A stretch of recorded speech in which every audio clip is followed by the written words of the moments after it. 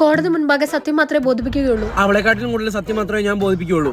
ഇത് last hearing. നിങ്ങൾക്ക് എന്നാ പറയാനുള്ളത് വെച്ചാൽ ഞാൻ പറയാം. സാർ, ഞാൻ എന്റെ തീരുമാനത്തിൽ തന്നെ ഉറച്ചു നിൽക്കാം. എനിക്ക് ഡിവോഴ്സ് വേണം. സാർ, എനിക്ക് ഡിവോഴ്സ് വേണമെന്നില്ല. രണ്ടുപേരും ഇങ്ങനെ പറഞ്ഞോണ്ടിരിക്കാതെ കാര്യം എന്താന്ന് വെച്ചാൽ പറ. ഓർഡർ. ഇവിടെ കാര്യങ്ങൾ തീരുമാനിക്കുന്നത് ഞാനാ. നിങ്ങൾ കാര്യം വെച്ചാൽ എന്നോട് പറയാം. സാറേ, എനിക്ക് പറയാൻ കാര്യങ്ങളൊന്നുമില്ല. എന്റെ കുടുംബജീവിതം സമാധാനപരമായിട്ടാണ് പോകുന്നത്. സാർ, അത് തന്നെ പ്രശ്നം. സമാധാനം മാത്രമേ ഉള്ളൂ, ഒരു വഴക്ക് പോലും ഇല്ല. അതിനർത്ഥം ഇയാൾക്ക് എന്നോട് സ്നേഹമില്ലെന്നല്ലേ?